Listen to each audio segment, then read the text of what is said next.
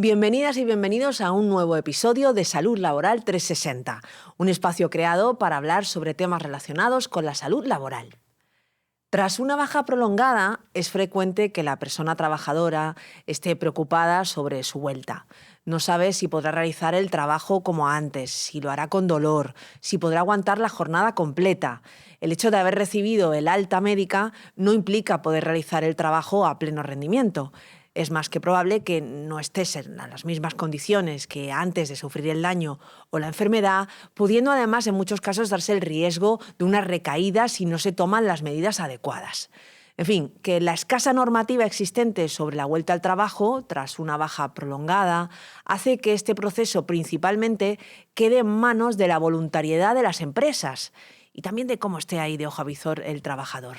Habitualmente estos procesos se centran en personas trabajadoras que presentan una discapacidad reconocida, pero hay otros procesos que no se tienen tanto en cuenta como los trastornos musculoesqueléticos o un proceso de cáncer o una enfermedad mental.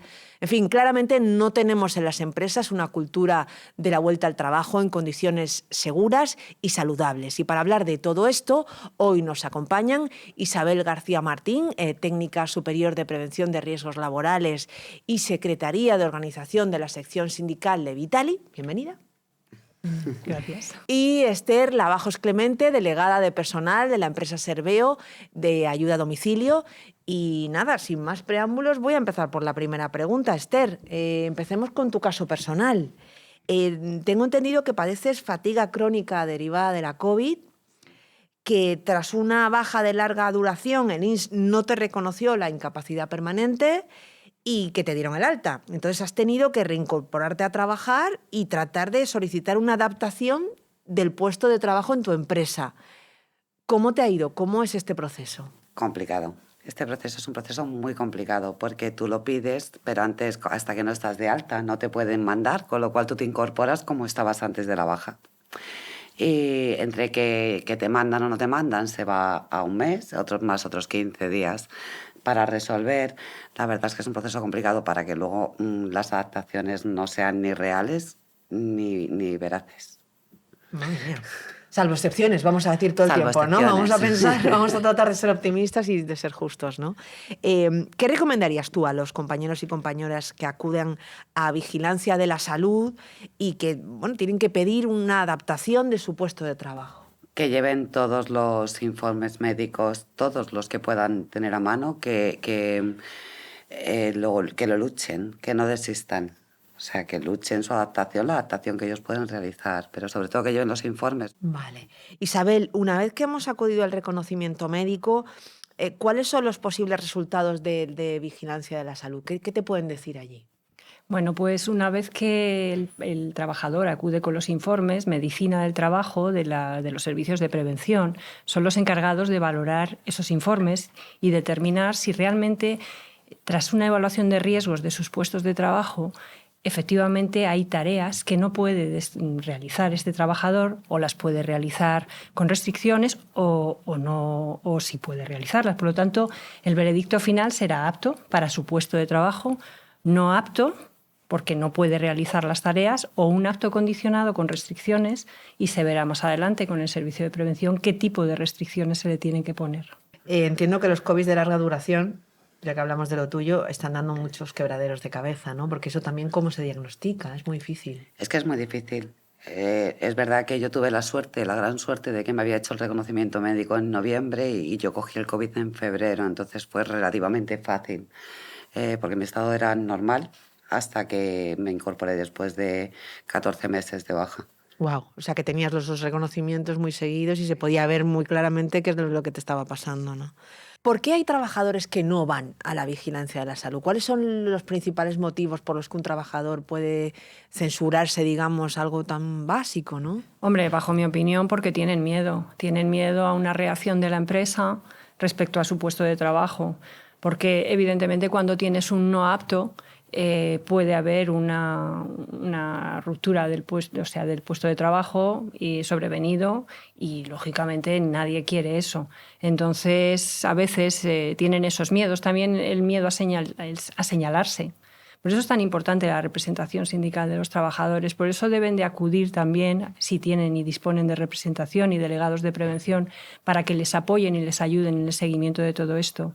Es importante porque los representantes de los trabajadores normalmente, y los delegados de prevención en concreto, saben cómo se gestiona estas situaciones, saben las adaptaciones que se deben de poner a los puestos de trabajo. Y bueno, aunque no somos conocedores de la dolencia que trae el trabajador, pero sí con el servicio de prevención podemos valorar esas posibilidades y esas medidas preventivas. Entonces yo, para responder a tu pregunta, creo que fundamentalmente porque el trabajador tiene miedo o desconocimiento. Por desconocimiento muchas veces, Isabel. Y ahí a lo mejor tratar de buscar apoyo precisamente en los delegados sindicales, en los compañeros, es la manera Exacto. también de encontrarte más arropado, ¿no? Sí. Menos solo y menos a merced de un posible despido. O de, Efectivamente. ¿no? Vale. Según el servicio de prevención, ¿qué medidas preventivas pueden ser necesarias para adaptar un puesto de trabajo, Isabel? Es que es muy relativo, porque las dolencias son muy variopintas. Claro. Puedes venir con una baja larga por una enfermedad o un accidente laboral, o puede ser por una causa de enfermedad común, como es el caso de Esther.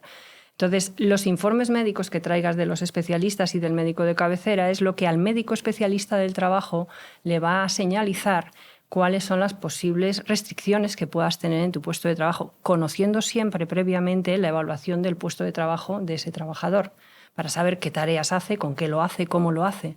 Entonces, si, por ejemplo, viene Esther con una dolencia por el COVID y tiene problemas, por ejemplo, de asma o de carga, de manipulación de cargas o de contacto directo con otras personas, pues ahí es el médico del trabajo el que tiene que valorar con su puesto de trabajo y sus funciones y tareas qué es lo que tiene que hacer. Una vez que el médico determina, oye, pues mira, puede hacer su puesto de trabajo, pero va a tener restricciones. Entonces eso pasa directamente a sus compañeros del servicio de prevención, donde valorarán con lo que ha dicho el médico de trabajo, ¿qué restricciones le ponen? Pues no puedes manipular cargas de más de X kilos, no puedes estar en contacto con algo, tienes que tener una valoración de tus tareas para que no las hagas en tal momento, o puedes entrar o salir antes de tiempo porque tienes una discapacidad temporal. Dependerá mucho de la dolencia que tenga el trabajador.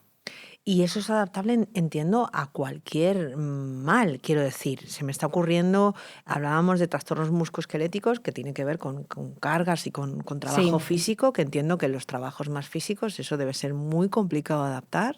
Bueno, es complicado de adaptar si se tiene poca voluntad. Si se tiene voluntad, sí se puede hacer. Pero claro, pasa muchas veces por cambios organizativos, que es lo que realmente a las empresas les cuesta más. Hacer cambios organizativos, ¿por qué? Porque redunda en un menor beneficio económico, porque a lo mejor tienes que emplear más trabajadores en el puesto de trabajo de esa persona, o porque no es tan productivo como lo era antes, etcétera. O tienes que cambiarle de lugar, entonces Efectivamente. necesitas a alguien más. Exacto. Y en el caso de la salud mental, ¿es más difícil todavía de adaptar? Eso es complicadísimo. Complicadísimo porque no hay certezas. Quiero decir, aunque un paciente que normalmente viene diagnosticado por una dolencia motivada por el trabajo y no reconocida, porque en España tenemos ese problema tan grande, que es el no reconocimiento de las enfermedades derivadas del trabajo, enfermedades psicosociales, y vuelves a tu trabajo y te encuentras con la misma situación. Entonces, la adaptación del puesto pasa normalmente por un cambio organizativo. Pues porque hay presiones, porque hay exceso de carga de trabajo, porque no hay definición de rol. Hay una serie de ítems que se valoran en los estudios psicosociales que dan lugar a las circunstancias que venimos sufriendo los trabajadores por esta causa y que al reincorporarse al trabajo es difícil de reconocer y de adaptar. Tal y como lo dices, parece imposible. No, imposible no, pero es complicado si no hay voluntad. Vuelvo a insistir en ello. Ya. Sí, en esos casos a veces se enquista, ¿no?, la situación. Sí, se enquista, pero se pueden resolver. Yo, en mi caso, bueno, yo procedo de un servicio de prevención, como es lógico, tenemos más conocimiento, podemos presionar más y en algún caso se ha solventado porque éramos conocedores de ello y hemos exigido que se reorganizara el puesto de trabajo para no caer e incurrir en la misma baja. Claro, para no volver a mandar a esa persona enferma a los 6 meses, ¿no? Efectivamente. Exactamente de la misma dolencia. Efectivamente. Bueno, ahí hay mucha batalla, ¿no? Mucha batalla, porque me parece a mí que igual empresarialmente la salud mental Uy. no la tenemos muy cuidada en general. No, y además se confunde con otra serie de riesgos también ergonómicos, se confunde con nuestra vida diaria. Entonces, el empresariado, lógicamente, tiene tendencia a... No, pero eso es cosa de tu vida personal. De estos tiempos. De estos tiempos. Entonces, se enmascaran las cosas. Vale. Más cosas. ¿Cuáles son los siguientes pasos para un apto con limitaciones? Suponte que te dan el alta, pero que te dicen, pues hablando de salud mental, que tienes que evitar el exceso de gente a tu alrededor y Por estás ejemplo. en un sitio en el que trabajas con mucha gente. ¿Cómo te adaptan ese puesto? ¿Cómo no? ¿Cómo haces una vez que tienes el informe médico? Como trabajador, tengo que intentar que me lo den, lógicamente. ¿Y a dónde vas en tu empresa? ¿Con quién hablas esto? Es que, claro, es que para mí es fundamental la representación sindical de los trabajadores. Si no la hay es más complicado, porque tendrás que dar ese informe que te haya dado el servicio de prevención a tu jefe directo y conseguir que él comprenda, sea persona superior, que te tiene que adaptar ese puesto con esas limitaciones. Lo normal es que haya un servicio de prevención de por medio, propio o ajeno, que le diga a la empresa, este trabajador se ha hecho el reconocimiento médico, tiene un acto con limitaciones, las limitaciones son estas. El trabajador vele por qué se cumpla, el empresario lo cumpla y el servicio de prevención compruebe periódicamente que eso es así. Un intermediario en medio, un árbitro que esté vigilante. El mejor, el delegado de prevención. Claro. Y el Comité de Seguridad y Salud si lo hubieran, porque están obligados a hacer un seguimiento de esas medidas. Y bueno, ya que hablemos para todos, ¿no? Y en las pequeñas empresas donde no existe esto, ¿qué se puede hacer? Pues concienciar al trabajador y darle formación e información para que sepa. Por ejemplo, esta entrevista que estamos haciendo. Efectivamente. Más cosas. ¿Cómo podemos reclamar si no estamos de acuerdo con el resultado de vigilancia de la salud? Supongamos que te dicen que estás perfectamente, que ya puedes volver a tu puesto, pero tú no te encuentras bien. ¿Qué hacemos? Lo habitual, vamos. Sí, eso pues entonces lo salvo excepciones. Salvo excepciones. Personalmente yo creo que es volver a mi médico especialista o de cabecera, insistirle en la valoración que me han hecho y que comprenda que si me puede hacer un informe justificativo que sea contraparte de lo que dice Medicina del Trabajo en el servicio de prevención, y si a pesar de ese informe que me pueda hacer Medicina no consigo que me valoren, pues la vía judicial, la vía inspección de trabajo o demanda. Y mientras tanto hay que seguir trabajando. Sí, señora. Independientemente de que te vaya bien, mal, regular o gracias. Sí, lo que hace normalmente la gente, por lógica aplastante, porque no puede, es o trabaja. Pedir o trabaja. Sí, bueno, si estás enfermo, ¿no? Claro, lógicamente. Es que vuelves a enfermar. Es que tú te has recuperado, has estado de baja para recuperarte y cuando has vuelto, lo que te estaba causando, porque muchas veces es lo que te estaba causando el trabajo. Hay veces que no, ¿eh? Hay veces que tú vienes con una baja por una causa y simplemente el trabajo, hay determinadas funciones que te están agravando tu patología. Entonces, para eso se hace una restricción. Pero hay veces que es el propio trabajo el que te causa la situación. Por lo tanto, se agrava y hay que volver a coger. Bueno, a coger no, a que me determine el médico si debo de coger una baja o no. ¿Qué porcentaje hay de casos que acaben negociando y no acaben mal cuando no hay acuerdo? Pues, a ver, yo porcentajes los desconozco, pero sí que es verdad que lo más habitual es que el trabajador se resigne. Y cuando aquellos casos que realmente son un no apto y no hay un puesto de trabajo en la empresa, por ejemplo, puede ser un caso de una persona que conduce camiones y tiene una restricción para conducir, que no le permite conducir. Lógicamente, a lo mejor no le pueden dar un puesto de administración porque esa persona no es competente para ese puesto. Entonces, ese apto implica una suspensión del contrato de trabajo con 20 días por año y ahí no hay otra opción. O sea, pierden el trabajo. Pierden el trabajo. ¿No? Bueno, ¿y cuál es la realidad en vuestro sector, Esther, a la hora de adaptar el puesto de trabajo? Voy a decir, salvo excepciones que dices tú, es muy complicado. Porque en nuestro sector estamos nosotros, las auxiliares de ayuda a domicilio, que al final con las funciones que cumplimos, adaptar el puesto de trabajo es muy complicado y casi nunca hay voluntad, vamos a decirlo así. Entonces, A ti te dicen, no puedes subir escaleras. Ya, pero la realidad es que hay muchísimas viviendas antiguas que no tienen Que no ascensor. tienen ascensor, ¿qué haces? Claro. No puedes cargar pesos. Ya, bueno, ¿y entonces qué ¿Y el voy? señor Le cómo lo digo al muevo? señor, ¿me levanta usted a mí? Quiero decir, eso es muy complicado Sí. porque no hay una voluntad real, salvo en algunos casos muy concretos, de que haya una adaptación. Ella decía, al final es reorganizar, bueno, o al final dar formación. Quiero decir, según el convenio en el que yo me muevo, hay una cosa que se llama promoción interna que se hace formando al trabajador. O sea, la empresa tiene la obligación de formarte para promocionarte, pero no lo hacen, por lo que sea, que yo no voy a valorar porque este no es mi... entonces, como no lo hacen, acabas, pues como yo, cogiendo una excedencia para buscarte la vida en otros sectores, porque es que al final el ir a trabajar sin poder realizar tu trabajo, si además es un trabajo que te gusta, te conlleva un problema de salud mental.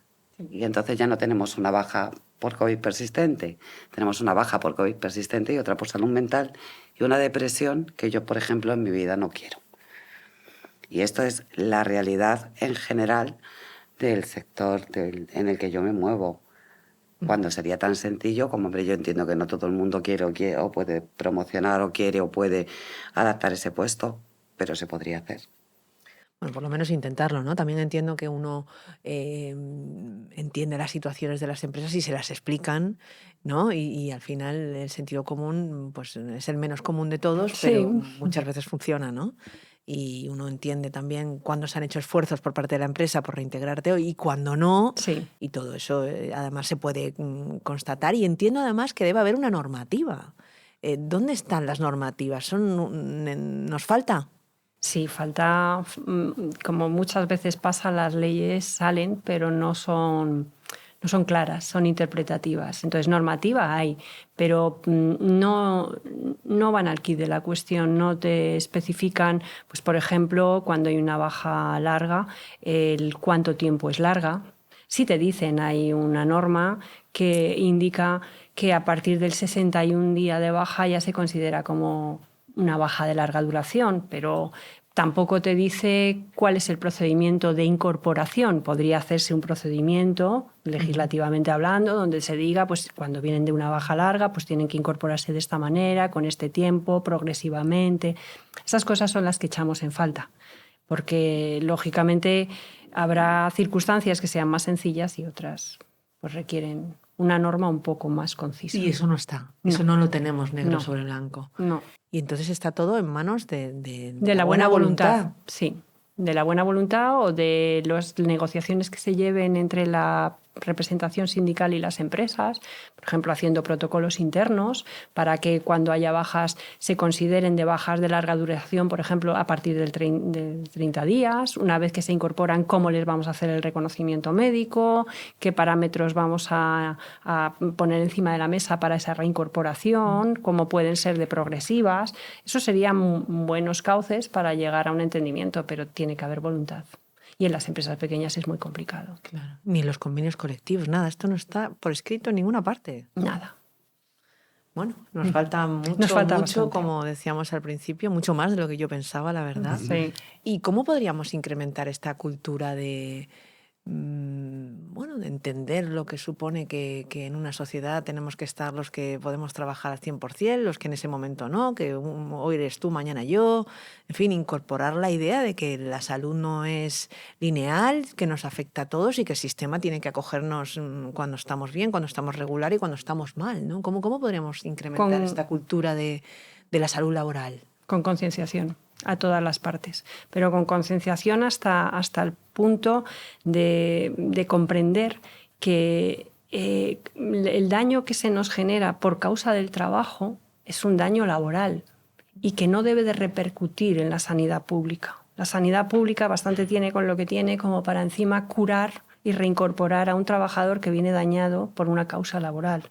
Entonces, esto hay que concienciar a todas las partes, comprender que no se puede indicar si es baladí en las bajas, ni tampoco tomárselas como algo que no corresponde y decir, bueno, como ya está la seguridad salud pública, pues ya recompondrán al trabajador y, como dice Esther, no es solo la dolencia, es el problema psicosocial que deriva detrás, que está nulamente clarificado hoy en día y por lo tanto nos hace mucho daño. Hablando de daño, las leyendas negras sobre los abusos de las bajas laborales, ¿no? Los trabajadores que buscan la manera de escaquearse. Esto, esto está en el orden del día y está en la cabeza de mucha gente, ¿no? ¿Cómo de controladas están las bajas? ¿Cómo de difícil es conseguir una baja falsa, esa que supuestamente está al orden del día? Para mí es una apreciación muy incorrecta, porque la baja no la coge el trabajador, se la da un médico. Un médico que se le presupone con capacidad como para distinguir si esa persona tiene una dolencia o no la tiene. Es verdad que hay determinadas enfermedades cuyo daño es difícil de cuantificar o de ver, pero ante la duda el médico yo creo que antepone la salud de la persona y le da un tiempo de margen para que se recomponga.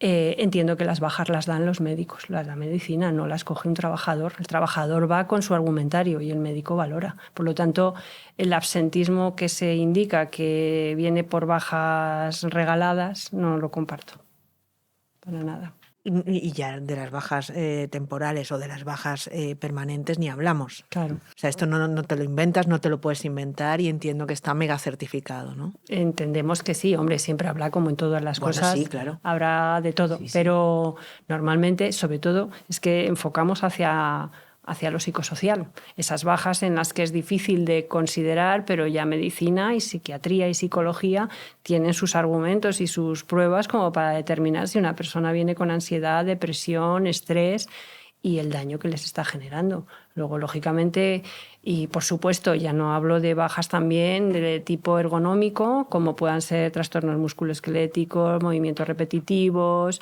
epicondilitis, túnel carpiano, enfermedades típicas y básicas que, lógicamente, tienen un proceso y medicina y traumatología sabe perfectamente esa duración. Entonces, no ha lugar.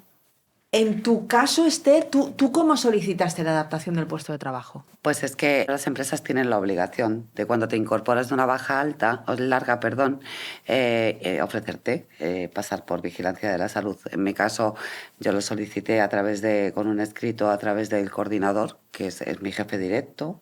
Ellos lo pasan a recursos humanos, pero si no, se puede solicitar a recursos humanos directamente. Ellos lo pasan me imagino que al delegado de prevención que tenga la empresa o al servicio de prevención que tenga la empresa, y a partir de ahí te dan una cita. Esta cita, yo os dije, me tardó como un mes y luego como 15 días la respuesta, pero el proceso es cuando te incorporas de una baja larga, la empresa te lo tiene que ofrecer de manera obligatoria, tú lo puedes solicitar, aunque porque hay empresas pequeñas que no lo ofrecen. Tú lo puedes solicitar a tu jefe directo o a recursos humanos. O sea que las empresas tienen la obligación de adaptar o preguntarte por lo menos si hay que adaptar o no y pasar por vigilancia de la salud para comprobar si tú puedes efectuar tu trabajo tal cual lo hacías antes o si hay que modificar algo. Eso es, cuando vuelves de una baja larga, la empresa tiene la obligación de ofrecerte pasar por vigilancia de la salud por si hiciese falta hacer una adaptación de puesto. Bueno, eso es importante, ¿eh? Bueno, pues muchísimas gracias a las dos y a mí solo me queda pues un poco de conclusiones. La empresa, como garante de la seguridad y la salud de sus trabajadores y sus trabajadoras, ha de realizar una serie de acciones para que la persona que se reincorpora a su puesto de trabajo tras una incapacidad temporal de larga duración lo pueda hacer de forma adecuada, sin riesgos para su salud. La vuelta al trabajo tras una baja de larga duración es un proceso que genera incertidumbre tanto para la empresa como para el trabajador y la trabajadora afectada por la situación. Es un momento delicado que requiere un equilibrio entre la necesidad de asegurar la salud y seguridad de la persona que se incorpora y el cumplimiento de las normativas legales y laborales por parte de la empresa. En fin, esta situación puede presentar diversos desafíos, desde la obligación de la empresa de ofrecer la vigilancia de la salud hasta la forma adecuada de comunicarse con la persona trabajadora durante su periodo de incapacidad temporal. Además, es importante considerar las posibles negociaciones sobre temas como el disfrute de las vacaciones pendientes, la programación del reconocimiento médico con vigilancia de la salud, el momento exacto de la reincorporación. En fin, cada caso es único y requiere una atención individualizada, aunque a nivel colectivo podemos negociar unos protocolos para este tipo de situaciones. Como hemos visto hoy, no hay toda la normativa que nos hace falta, depende en cada caso de la voluntariedad de las partes y en eso confiamos, y en el trabajo de los delegados en cada empresa y de la voluntad de los trabajadores para pelear por lo que es suyo, la salud laboral.